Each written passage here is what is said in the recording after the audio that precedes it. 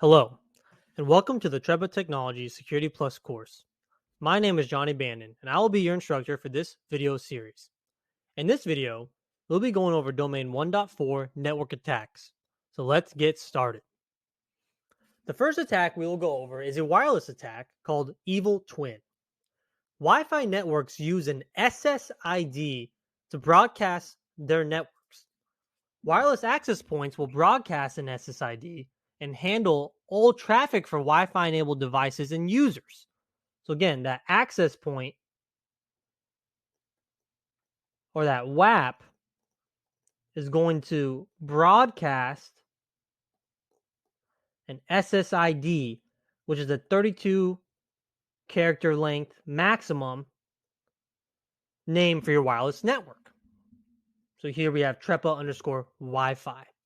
In a wireless deployment, your organization will deploy many APs to service older Wi-Fi devices. APs in an enterprise will most likely share the same SSID name. This allows your Wi-Fi enabled devices to roam throughout the network without having to re-authenticate each time a Wi-Fi enabled device moves. So if you move your laptop from your desk to the conference room, you want to make sure that you stay connected. You don't have to re-authenticate, right?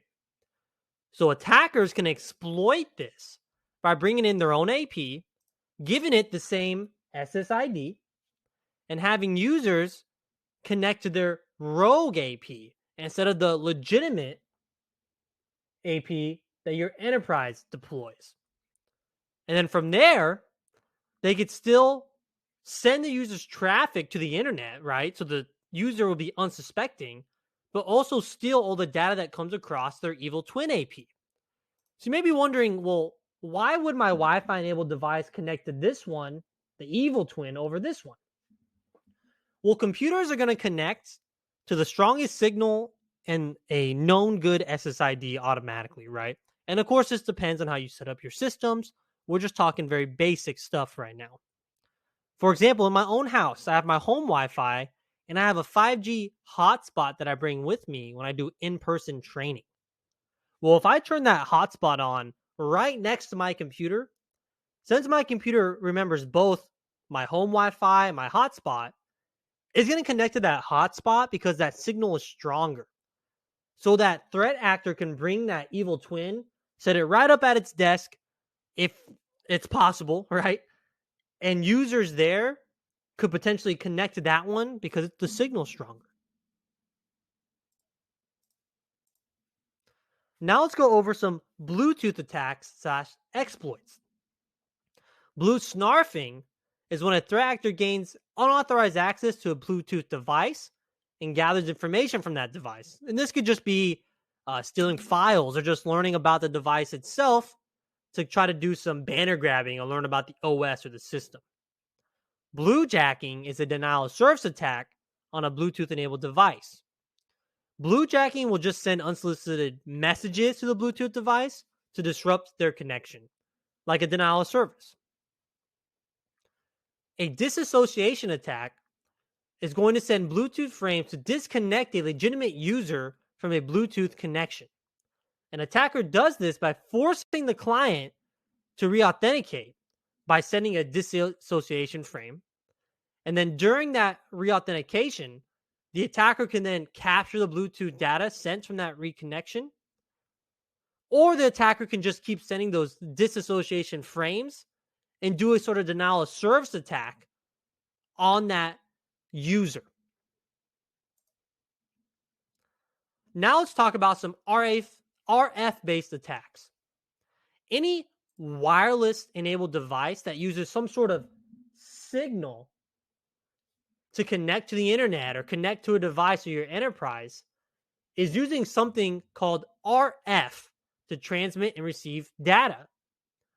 RF stands for radio frequency. Radio frequency. And it's going to be used for any signal. That's what RF is. It describes any sort of signal or frequency used for transmission. So Wi-Fi uses a 2.4 or 5 gigahertz signal.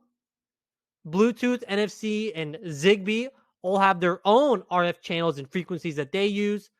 Even your key fob, which starts your car remotely, is using RF to connect to your car and start that engine. These RF signals and frequencies and channels are usually open to the general public to view. In America, the FCC may control this. With this in mind, attackers can attempt to jam these signals or degrade the performance of these signals in a denial of service attack. They can do this by sending that same signal across, right, to try to jam it up or degrade it. And we call this jamming. So jamming really just refers, it's just a general term to describe any malicious or even unintentional act that degrades an RF signal being used for the transmission and receiving of data. So now let's get into some more specifics. RFID, radio frequency ID, is used for access and authorization in badging systems. So in a badging system, you'll have proximity readers installed at doorways that are the key component to sending information and transmitting information from a badge that will allow or deny user access to a sensitive area. So what this will look like, right? We have our doorway here, and I'm not the best drawer. We have our proximity reader. Someone will come with their badge. It'll get scanned by this proximity reader, and then this will go connect to a server, and that server is going to deny or allow access to this user. And it does this by using RFID from badge or card to proximity reader. Another attack is card cloning. This is a technique to steal a person's valid RFID badge by cloning that card and its RF signature onto a fake badge. And then we have NFC, near field communication, another RF communication protocol that uses low bandwidth signals to communicate between devices. NFC is used on card readers. It's called tap technology, right? When you tap your credit card to pay for gas or pay at a cash register, you're using NFC. NFC is also on your phones when you use Apple Pay or Google Play. That tap technology is using near field communication. And now let's move on to some layer 2 attacks. Before we go over the different layer 2 attacks, we actually need to understand what layer 2 is and how it communicates on our networks. So this isn't a Network Plus or a CCNA course, so we're not going to dive too deep into network concepts. But we have something called the OSI model, right? It has 7 layers, right? The 7 layers, which describe the encapsulation and de-encapsulation of network communication. So if we start here, we got the physical, data link, network, transport layer. I'm going to stop right there because that's really all that matters when it comes to networking. But, we have our application layer here. And this is going to be all the DNS, HTTP, stuff like that. So layer 2 right here sits at the data link layer. So layer 2 is how we communicate on our networks using layer 2 addresses like MAC addresses, or sometimes referred to as physical addresses. These are going to be 12 hexadecimal digits. So it's going to be, 0 through 9, A through F, that are burned into your hardware from the manufacturer. So every NIC on your computer will have its own unique MAC address. And then switches are the network devices that will forward traffic using this MAC address, or more specifically, using the destination MAC address to forward an Ethernet frame. So when we say the word frame, we're talking layer 2. So how does layer 2 communicate? We're going to break this down real simple. How does layer 2 communicate using a switch on our networks? So let me clear up the screen here. Get ready to draw this out for you. So when two computers want to communicate on a shared data on a switch, the switch uses MAC addresses to forward traffic between computers. the switch will have something called the MAC address table. MAC address table,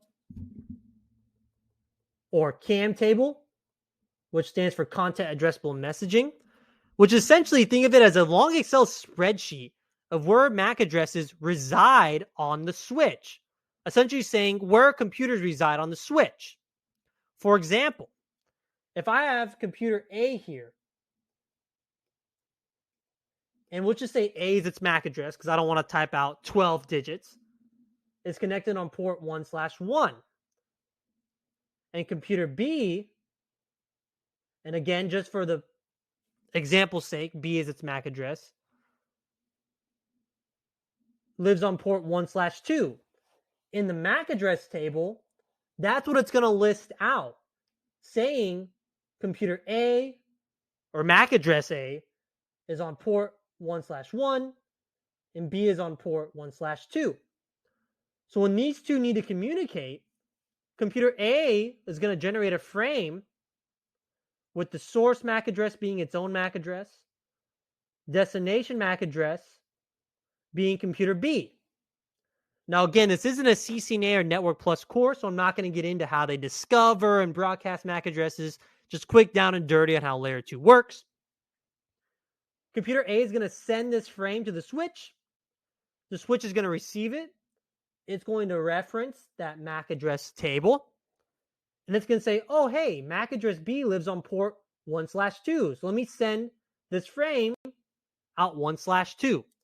And that is the down and dirty about how Layer 2 switching works and how a switch uses MAC addresses to forward traffic. So with that in mind, now let's go over some Layer 2 attacks. So the first one we're going to go over is ARP poisoning. ARP poisoning is an attack that manipulates the ARP process, which stands for, write that out for you, Address Resolution Protocol.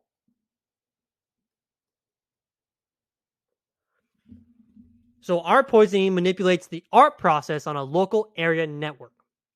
When a computer or any device on the network needs to discover where its default gateway is to send traffic out to the internet, the first thing it's going to do is going to perform an ARP request, right? And this is when a computer initially boots up and needs to send, right?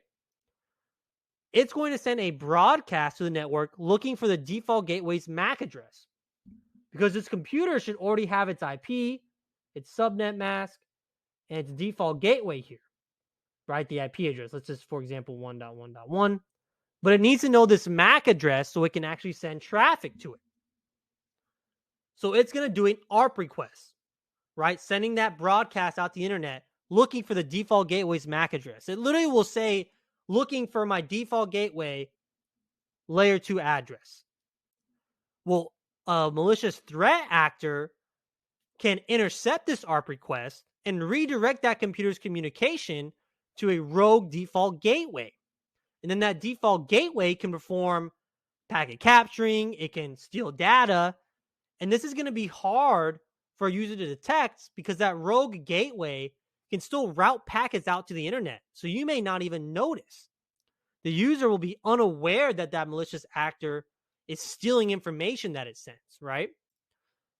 So that is what ARP poisoning is. And later on in the series, we'll learn ways to defend against this using dynamic ARP inspection, DHCP snooping, and technologies like that.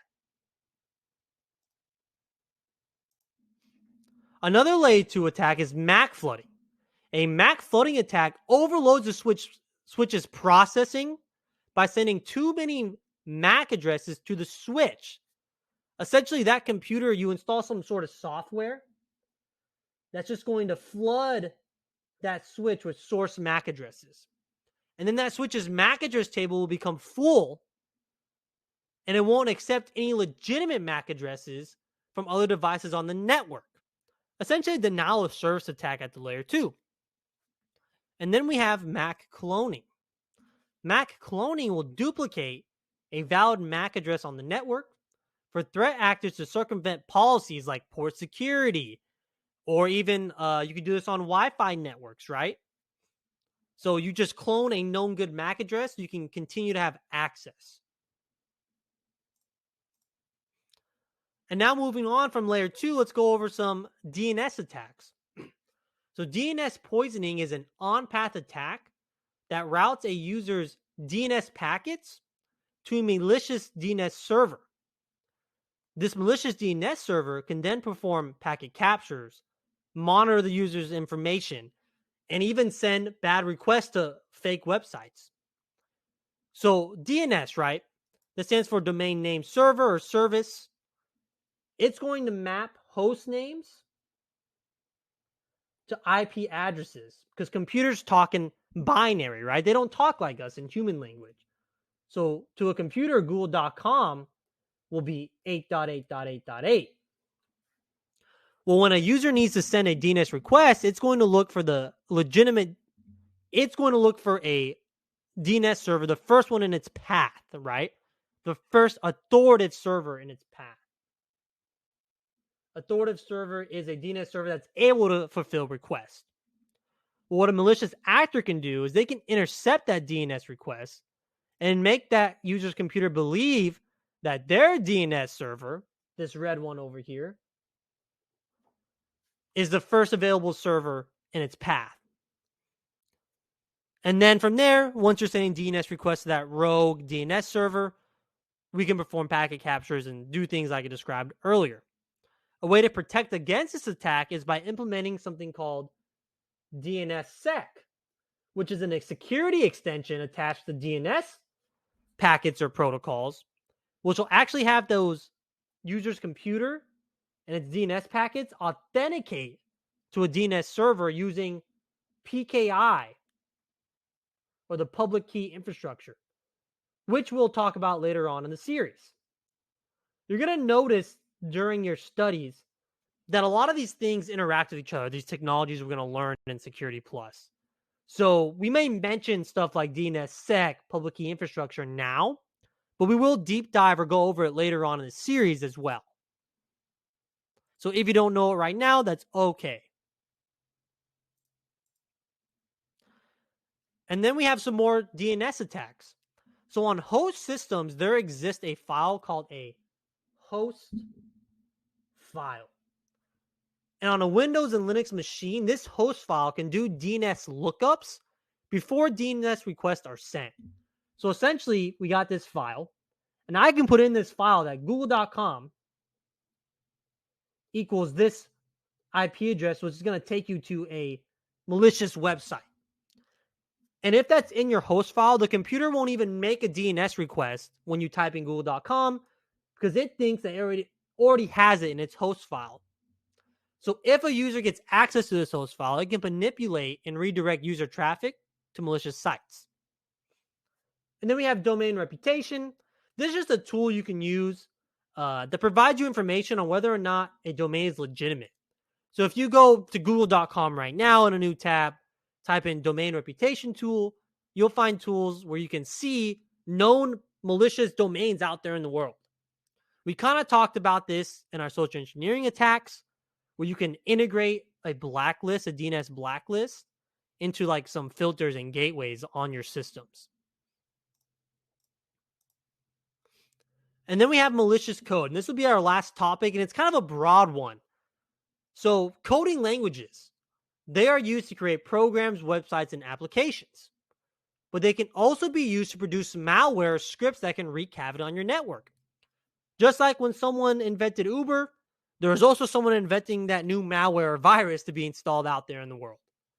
In the Security Plus exam, we're just going to focus on a couple different scripting languages that are built into your systems that you need to know about for the test and for securing your enterprise.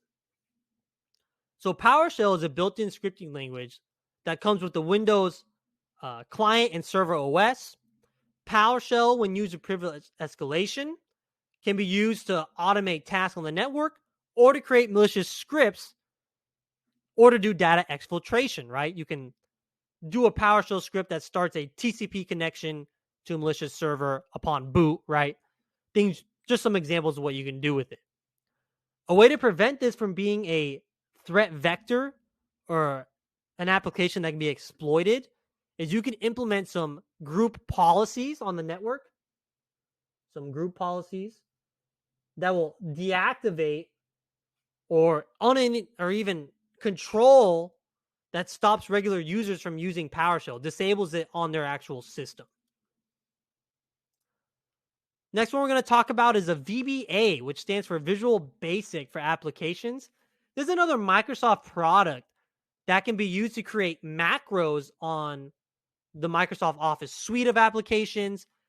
And with that, we can also create macro viruses. So VBAs are something else you have to look out for that you might want to disable on the network so that regular users cannot create these macro viruses. All right, so that's going to wrap up Domain 1.4, going over network attacks. I want to thank you for viewing, and stay tuned for our next lesson, which will cover Domain 1.5, threat actors, vectors, and intelligence sources. Thank you.